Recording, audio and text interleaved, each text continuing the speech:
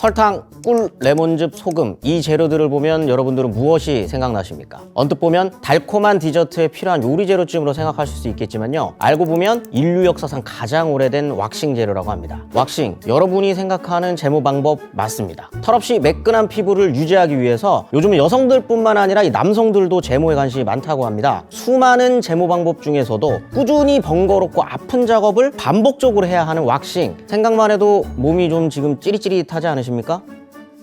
세상의 모든 것이 탄생한 이유를 밝혀드립니다. 저는 역사학자 김재원이고요. 본스토리 오늘의 주제는 왁싱입니다.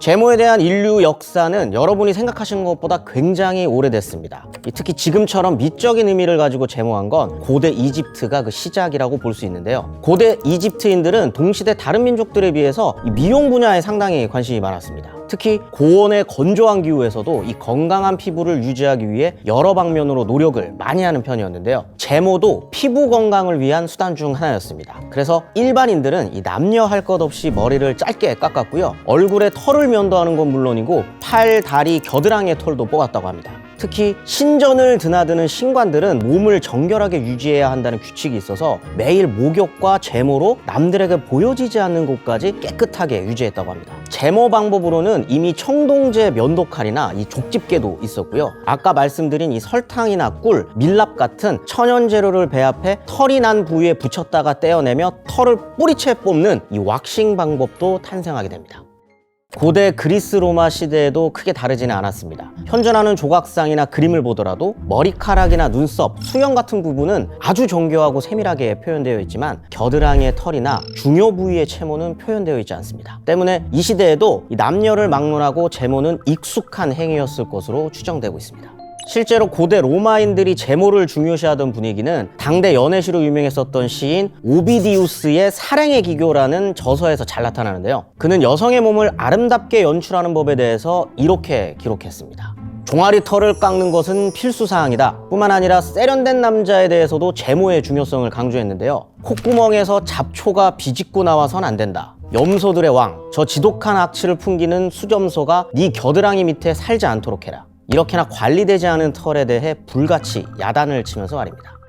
여기서 잠깐 생각해 봅시다. 어떻게 보면 인간의 신체에서 털이라는 존재는요, 아주 자연스러운 녀석이잖아요. 그런데도 털은 왜 서구 문명의 시작부터 사람들의 눈밖에 난 존재가 됐을까요? 생각해 보면 인류는 태생적으로 몸을 깨끗하게 유지하는 것을 좋아했습니다. 왜냐하면 인간은 다른 동물들에 비해서 털이 매우 적은 편이라서 노폐물이 피부에 직접 닿기 쉽고 그로 인해 각종 질병에 노출될 가능성이 높거든요. 최초의 인류는 이 사실을 체험적으로 그리고 본능적으로 인식했을 겁니다. 몸을 깨끗하게 하면 좀 더 건강할 수 있구나 라고 말이죠. 털은 이런 이유에서 제거됐을 가능성이 큽니다. 이 겨드랑이나 생식기처럼 특정 부위에서는 평소에도 땀이나 분비물이 많이 발생하잖아요. 특히 이집트처럼 더운 지역에 사는 사람들은 더하면 더했지 덜하지는 않았을 겁니다. 이런 부위의 털은 자주 씻어내지 않으면 악취도 나고 위생상 굉장히 좋지 않을 거죠. 그러니 매번 신경 써서 씻고 관리하기보다는 제거하는 방법을 선택한 겁니다. 또 다른 가설도 있는데요. 그 당시의 문명인들은 털이 없는 모습을 순결한 모습이라고 인식했다는 겁니다. 이게 무슨 말이냐? 이 사람이 2차 성징이 일어나기 전의 모습을 생각해보면요, 남녀 모두 머리카락이나 눈썹을 제외하고는 굵고 짙은 색의 털이 없잖아요. 말하자면 어린아이들처럼 털이 없어 보이는 상태를 순수하고 숭고하다고 느꼈다는 겁니다. 때문에 제모를 한다는 건 사회적으로 신분이 높다는 것을 보여주는 수단이기도 했다고 합니다. 털은 점차 남성성의 상징으로 여겨지기 시작했습니다. 자연스레 제모를 하는 행위는 여성들의 전유물로 남겨졌죠. 잘라내도 뽑아내도 다시 자라나는 털과의 전쟁, 그 치열한 전투 속에서 왁싱이라는 행위는요, 수많은 제모 방법들 사이에서도 꾸준히 명맥을 이어왔습니다. 아무래도 털을 뿌리채 뽑아낼 수 있으니까 털 없이 매끈한 피부를 더 오래 지속할 수 있고요, 넓은 면적을 빠르고 쉽게 제모할 수 있다는 장점이 있었기 때문입니다. 하지만 이런 훌륭한 장점에도 불구하고 치명적인 단점이 있습니다. 왁싱을 직접 경험해 보신 분들이 계신가요? 경험이 없다고 하더라도 한번 생각해 보십시오. 왁싱은 다른 방법들과 비교했을 때 상당한 고통이 수반됩니다. 그러니 사람들은 털 없는 상태는 오래 유지하면서도 피부는 온전히 지킬 수 있도록 다양한 왁싱법을 개발하게 됩니다. 고대 이집트에서 활용했었던 방법은 설탕이나 꿀을 이용한 슈가링이었다고 합니다. 제모 시 통증은 적은 편으로 알려져 있고 재료 자체가 식재료로 사용되는 것들이라 피부에도 안전한 성분이죠. 그리고 또 다른 방법으로 벌집의 주 성분인 이 밀랍을 주 재료로 사용하기도 했는데요. 왁싱 과정에서 발생할 수 있는 이 상처의 양리적인 효과도 볼 수 있었다고 하네요. 고대 그리스 로마 시대는 어땠을까요? 이 시절에는 다소 독성이 강한 물질들이 이용됐는데요. 그림이나 도자기 채색에 쓰이는 이 석황이라는 광물과 송진을 배합해서 사용했다고 합니다. 문제는 이 배합물에 비소라는 발암 물질이 들어있어서 호흡기나 피부를 통해 체내에 들어오게 되면 건강에 심각한 문제를 일으킬 수 있다는 겁니다. 아름다움을 위해 생명이라는 엄청난 대가를 걸었던 거죠. 중세와 르네상스 시대에 접어들어서는 귀부인들이 넓은 이마를 고귀함의 상징이라고 생각했답니다. 그래서 이마를 더 넓게 보이게 제모를 했는데요. 머리카락을 뽑고 그 위에 박쥐나 개구리의 피, 당근즙이나 양배추째를 식초에 담근 혼합물을 발랐다고 하는데 다소 이해하기 어렵지만 이렇게 하면 제모한 부위의 털이 다시 자라나지 않는다고 믿었다고 하네요. 이외에도 수많은 재료들을 사용한 왁싱 방법이 만들어졌지만 이 여성의 복식이 신체를 모두 감싸는 형태로 바뀌면서 공공연하게 제모하는 문화는 점차 자취를 감춰갑니다. 20세기 초부터 미국과 유럽 여성들의 패션에 새로운 바람이 불기 시작합니다. 치마의 길이가 점점 짧아지면서 다리가 드러나고 팔과 어깨가 시원하게 보이는 민소매 옷처럼 신체를 노출하는 의상을 즐기기 시작한 건데요. 이 과정에서 옷 속에 가려져 있던 털은 또다시 위기를 맞이합니다. 현대식 면도기를 발명한 미국의 질레트사에서는 1915년에 이런 광고 문구로 그 전쟁의 시작을 선포했습니다. 겨드랑이는 얼굴만큼 부드러워야 한다라고 말이죠. 이런 이야기를 들으면 어떤 느낌이 드시나요? 당시 미국 여성들은 이렇게 생각했을 겁니다. 털이 없는 겨드랑이가 훨씬 더 아름다운 거구나 라고요. 기업의 마케팅 그리고 트렌드를 주도하는 셀럽들의 모습에 사람들은 너도 나도 자신의 집에서 몸의 구석구석을 제모하기 시작합니다. 그러던 미국인들의 제모 역사상 아주 획기적인 사건이 생기게 되는데요. 바로 최초의 브라질리언 왁싱샵이 뉴욕 맨하탄에 들어서게 된 겁니다.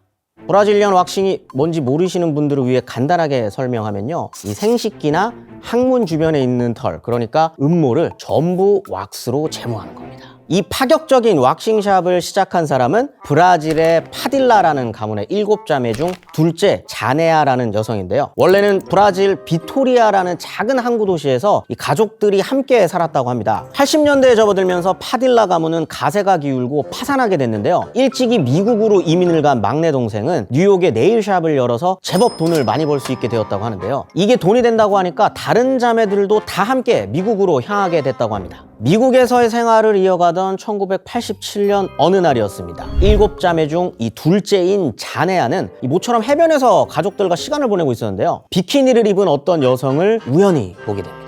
그런데 비키니 사이로 하필 정리되지 않은 털이 보이기 시작한 겁니다. 이 자네아는 그게 눈에 거슬리면서 아차 싶었는데요. 자기도 혹시 그런가 싶었던 거죠. 그래서 집으로 돌아와서 자신의 중요 부위를 스스로 왁싱해 보려고 낑낑댔는데 그 순간 이거 사업 아이템으로 꽤 해볼만 하겠는데 라고 생각하게 됐던 겁니다. 이 작업이 혼자서 하기엔 난이도가 상당히 높다 보니까 이 네일 아트처럼 왁싱 서비스를 제공해보자 마음먹은 겁니다. 게다가 이 자네아의 막내 동생이 운영하던 네일숍은 탑배우였었던 브룩 실즈, 그리고 유명 패션 잡지 엘로와 마리클레르의 편집자 같은 굉장한 셀럽들이 자주 찾는 유명한 곳이었는데요. 고객의 마음만 사로잡는다면 성공은 불보듯 뻔한 일이었겠죠. 그래서 7자매가 머리를 맞대고 이 왁싱에 이름을 지었는데요. 그 시절에 온몸을 왁싱하는 사람들은 주로 보디빌더나 포르노 사업에 종사하는 사람들이 많았거든요. 그러다 보니 일반인들에게 거부감이 들지 않는 이름을 짓는 것도 중요한 숙제였습니다. 그 결과 탄생한 이름이 바로 브라질리언 왁싱, 브라질 사람들의 왁싱이라는 뜻이죠. 자부심 넘치는 이름과 함께 7자매는 당장 네일샵에서 서비스를 시작합니다. 반응은 어땠을까요? 그야말로 폭발적이었습니다. 입소문을 타고 거물급 셀럽들도 왁싱을 하러 오기 시작하면서 그야말로 이 자매들의 가게는 손님들로 문전성시를 이루게 됩니다. 맨하튼 거리는 물론 미국 전역에는 이 새로운 방식의 왁싱샵이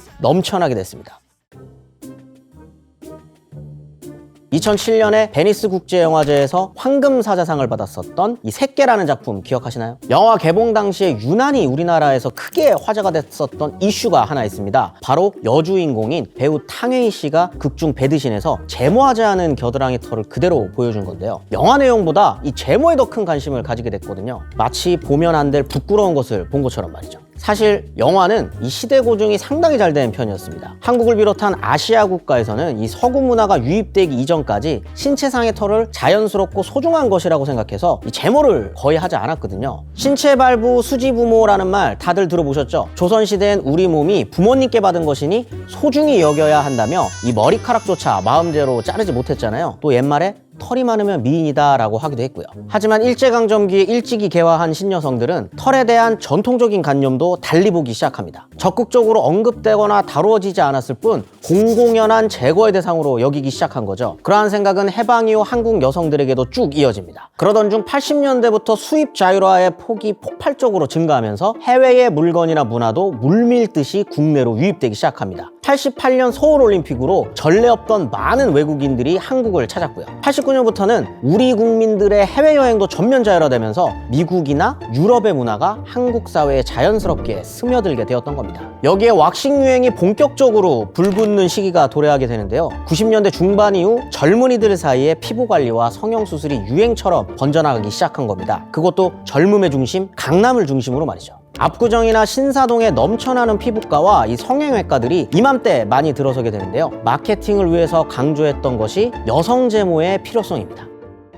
2000년대부터는 남자들도 신체 털을 다듬거나 제모하는 일에 관심을 갖기 시작했습니다. 그리고 2000년대라고 하면 대중문화적으로 어떤 시대인지 혹시 기억하시나요? 아이돌 문화가 폭발적으로 발전하기 시작한 바로 그때입니다. 이 대부분의 보이그룹 멤버들은 소위 미소년의 이미지를 표현하는 방법으로 눈썹과 수염을 깔끔하게 정리해서 풋풋하고 앳된 메이크업을 했고요. 팔과 다리나 겨드랑이도 점차 털없이 매끈한 피부로 표현하기 시작했습니다. 이런 대중문화에 대해 초반에는 남자가 털도 없이 그게 뭐야 하는 반응들이 주류를 이루었는데요. 그런데 흥미로운 사실이 뭔지 아십니까? 이제는 상당수의 남성들이 자기 자신을 가꾸는 방법으로 털을 주기적으로 관리하고 있다는 겁니다. 최근 국내의 한 설문조사에서 20세에서 49세 남성 응답자의 절반 정도는 자신의 눈썹을 주기적으로 관리하고 있다고 응답했고요. 약 20% 정도는 채모 관리도 하고 있다고 응답했습니다. 지난 8월 세계적인 패션 잡지 보그에서는 생각하지도 못했던 사진이 표지로 장식되어서 이목이 집중됐습니다.